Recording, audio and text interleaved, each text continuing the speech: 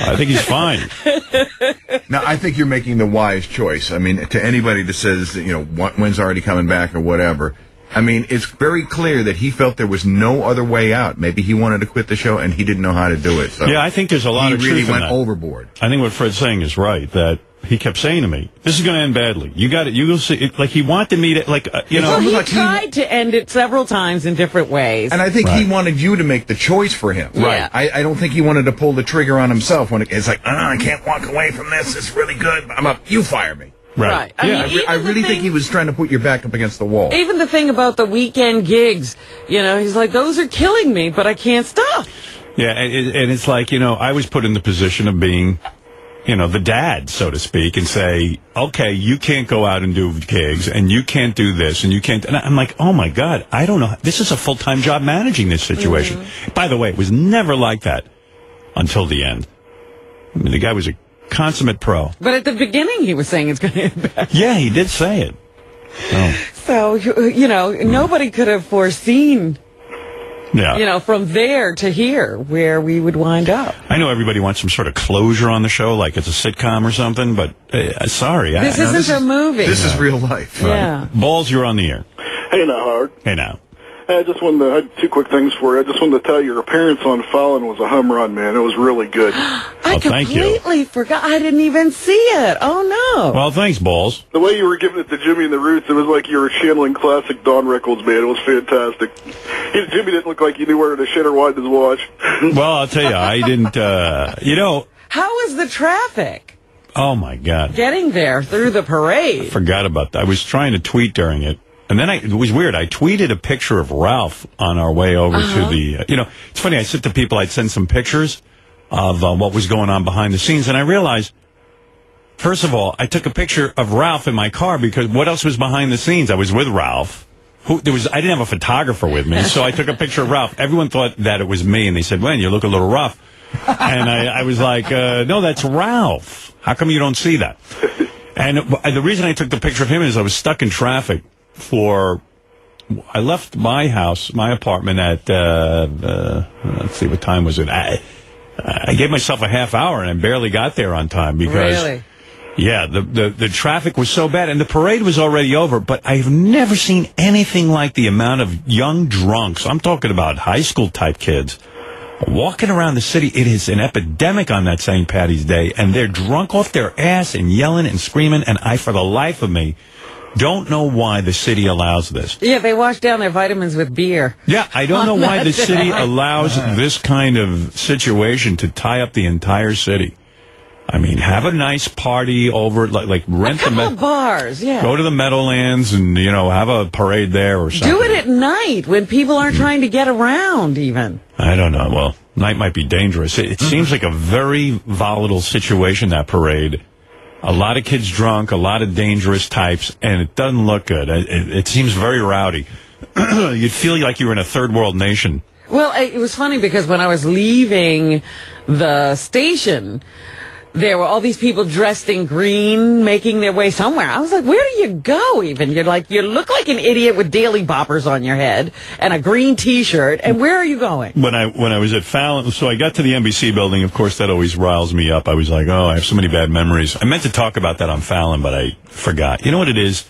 You just, I get out there and I forget what I want to talk about. I don't have that kind of memory. It's almost like, you just deal with whatever in your head immediately. Like I was walking out and there was a platter in my dressing room of shitty carrots that looked like they were 3 days old and some white sort of sauce with it. And I said, oh, I'll walk out with that and show people the unbelievable the treatment. Amenities. And Jimmy had just done this long bunch of bits, a series of bits, and then he did his Bob Dylan, which was great. But by the time I got on, I was woozy. So I was like, oh, do it again. Do it more. So that was like what's on my mind. But I remember, I walked into that NBC building, and I went, oh, God, this is such a negative energy for me, just for me. Everybody else loves working there, and they feel they've arrived. I was talking to some of the women who, I guess they work as pages and stuff. I was coming up in the elevator, and they're just so thrilled to be at NBC, and they're at the network, and what a wonderful start to their careers. And I'm sitting there going, what a shithole this place is. And just thinking about how bad our situation was there. So all kinds of negative thoughts go through. But they ushered me up to the dressing room, and while I was in there, Jimmy Fallon came backstage to say hello to me in the dressing room, and Ralph took my phone, my new iPhone. You're now an iPhone person? I've been since Friday. Full-time iPhone guy. No, You're all Apple now. Yeah, I'm all Apple now. I love it. Now, I'll tell you about that in a minute. Okay. But so Ralph took my phone and started taking pictures of me and Fallon talking, and Tony was doing my hair, and they were really great pictures. And I was about to tweet him, and I said, what am I doing? I didn't ask Jimmy Fallon if he was comfortable with this. And so I have these pictures in my phone, and I want to ask him if it's okay to tweet him out, but now it's probably late. But they were really nice. I mean, actually, Ralph was able to take the phone and capture a couple of cool moments when we were sitting there talking. I would have liked like candid shots? Candid shots, because both of us weren't paying attention to the camera. We were talking to one another, and I thought they were kind of cool looking. But, I know I wouldn't like it if Jimmy was sitting and talking to me and one of his friends was busy snapping pictures. And then tweeting them. And then tweeted them. So, for once, I got my shit together, and I said, what am I doing? What am I doing? What am I doing? Well, you don't know, because people love to have their show tweeted and people reminded. I would almost bet you $100 right now that he would have loved if I tweeted that out. But I didn't get a chance to ask him. So I should send him the pictures in the email, say you have any problem with tweeting these. But you know what? I just haven't gotten around to it. So, so then I went out to pee at one point because they don't have a bathroom in the dressing rooms. You got to go to this main peeing place, bathroom. Low rent. Peeing place. Like what the fuck is it? It's a bathroom. Pee a pee place. A place where you pee. My peeing place. I went over to the bathroom, and Where's the pee place? I think one of the guys who works on Conan's show is walking around with one of those big, giant, looks like a Dr. Seuss hat, but it's a green hat for St. Patty's Day. And I was like... Wait a minute, you just said Conan. You mean Jimmy show. Jimmy, yeah, same thing. So, did I say Conan? Yes. It's funny because that's Conan's studio and everything. I said to Jimmy Fallon when I was on there, I said, listen, I got a bit of advice for you. Well, here's what I said to him. I said this. What is that I'm noise? thinking I might sell free cell phone applications tonight, the way this is going. It's fantastic. I promise you 3. I just saw Leon Russell passed out in the hall. He's ready to go to sleep. He's taking a nap. It's fine. He's powering up and getting ready for the big thing. You doing all right or what? I'm doing good. I'm having fun. I'm learning how to do this. I don't know how to do this. Let me give you some advice. I'm a student of late-night television. If they tell you they want to give you the Tonight Show, smack them in the head. Conan, I like Conan a lot, but he's a big dope. I always said to him, I said, you got a cush deal. When he had this show, he sat here, nobody watches, nobody cared about the ratings. Nobody cares. Yeah. You're sitting here, who cares? Say you do Bob Dylan. If everyone falls asleep, who cares? It's like your own little playground. That's here. what I'm saying, right? You go on the Tonight Show, suddenly they have high expectations. It's pressure. Suddenly it's pressure. What do you need that for? I'd sit right here with these roots and stand there and stare at each other. The roots. Talk to each other. You guys know Louie? Yeah. Me too. I'm going to jam with you later. Is that a tape? Would you? You know Louie? You know, every song I know on the piano has to do with getting laid. Louie, I'm going to lay that girl. That's why I learned that. I took 5 years of piano. Well, all right, I'm not going to play the whole appearance, but I meant it. I said to him, you are so lucky you got this job. And this is... Oh, I know what that noise you hear. That's the phone. That's Paul's phone. Howard. Yeah. Can I ask you one quick question before I hang up? Yeah. Hey, with all your new programming coming up, do you think you could give Sour Shoes his own full-time show? That's up to Tim. I don't know. I understand that Sour Shoes is not necessarily able to do a full-time show. Why? He just doesn't want to, I don't think. He can't I get don't it think together? he can't, I've actually get talked it to him, and together. he's pretty interested in it. Well, you got a good point. It's, who knows what really the truth is behind Sour Shoes? I mean, here's a guy, I guess he's 30s or 40s years old. It's somewhere in that range, in the 30s or 40s, living in his parents' house playing that fucking piano over and over again. I mean, maybe he just can't take the pressure. Well, that's what I'm thinking, that we could, hurt Sour Shoes. A reality show would be fantastic. Can you imagine what's going on over there?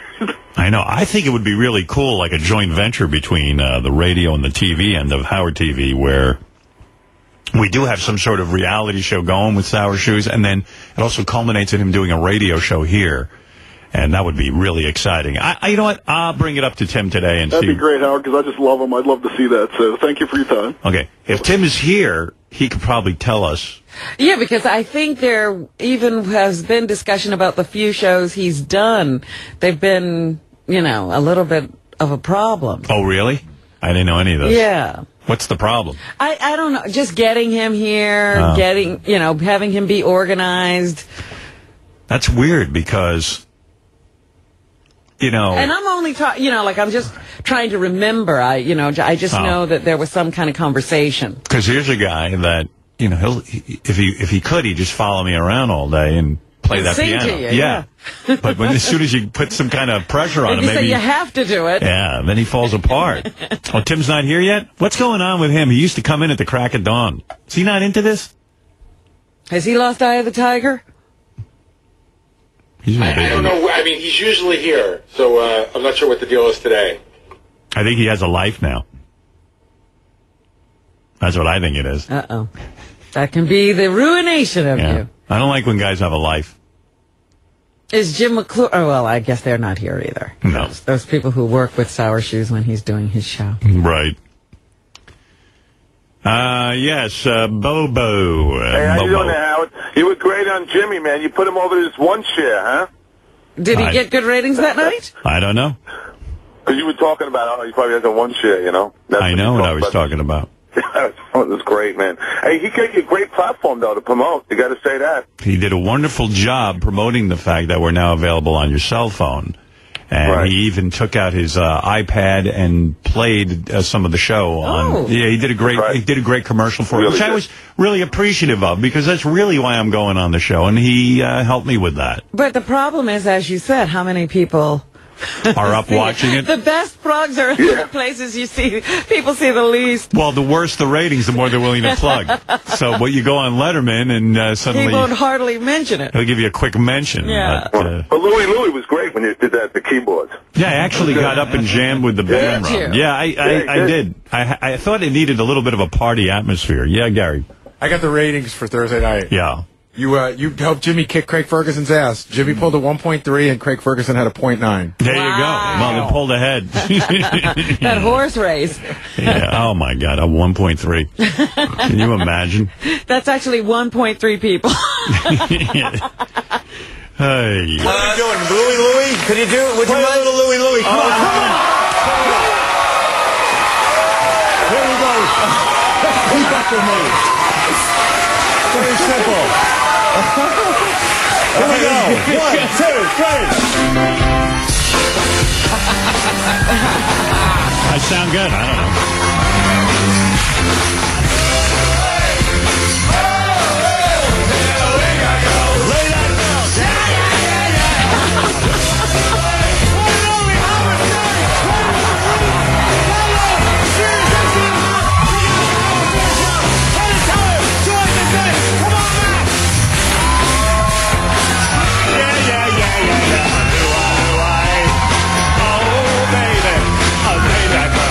Got a microphone.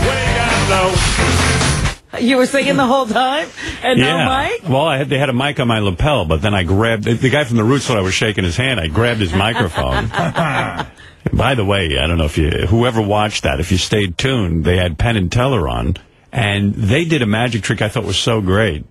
With a nail gun. It was fantastic. What did they do? Penn talks about, he shows the nail gun. A nail gun has a big air blower, and it pushes the nails through a board. Right.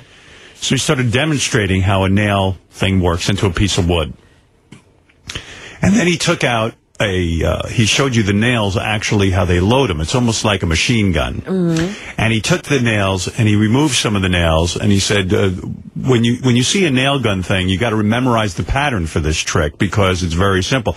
So he put the nails in the gun. Like a belt? Like a belt. He put it in, and then he started to shoot the board and then start shooting it into his hand. And when he shot the hand, he knew not to shoot his hand, obviously. When there was a nail in the socket. Then he'd put it to Teller's neck. He'd put it to, and he'd do it super fast. It was real. I can't even explain to you how good it was. Wow. But if you can look that up on YouTube or Hulu or whatever it's on, it's pretty cool. I found out that Craig Ferguson, just to show you what you're dealing with at that time slot, not only was it a repeat, but it got pushed far back because of the NCAA basketball tournament. Oh, so he wasn't even... Oh, but you beat the basketball. Yeah, beat basketball. Or whatever. Whatever was there. It was probably... Surprised we did. Probably the end of Letterman? Yeah, probably the end of Letterman. Yeah.